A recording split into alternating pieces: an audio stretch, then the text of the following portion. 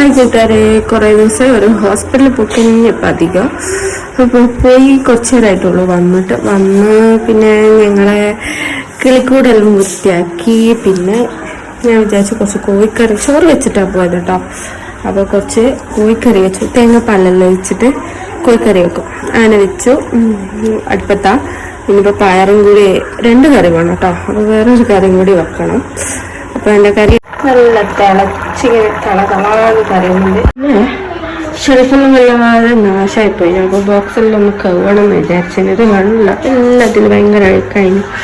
അതെല്ലാം ഒന്ന് കഴുകണം, ഒന്ന് വൃത്തിയാക്കണം. അടിച്ചെല്ലാം വാരിയിട്ട് പോയതാ. വന്ന് നോക്കുമ്പോൾ എന്തോ ഷെൽഫ് കാണുമ്പോൾ ഒരു വൃത്തിയോട് പോലെ. എന്ന് വിചാരിച്ചാൽ അതും കൂടി ഒന്ന് റെഡിയാക്കി കളയാം. അപ്പം അത് കോഴിക്കറി വെച്ച് കുറച്ച് പയറും കറിയും വെച്ച് കഴിഞ്ഞിട്ട് വേണം ആദ്യം ഒന്ന് കഴുകി വൃത്തിയാക്കാണ്.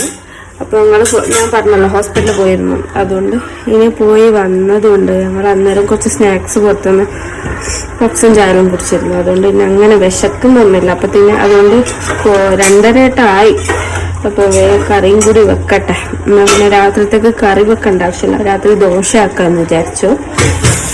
അപ്പം ബാക്കി ഞാൻ ഇത് ക്ലീൻ ചെയ്തിട്ട് കാണിച്ചു തരാം കേട്ടോ. ഇവിടെ ഞാൻ തുടച്ച് വൃത്തിയാക്കിട്ടോ. എത്ര തുടച്ചാൽ ഇതൊന്നും അവസ്ഥ. തുടച്ചപ്പോൾ ഒരു ക്ലീൻ ആയതുകൊണ്ട് ഉണ്ടോ.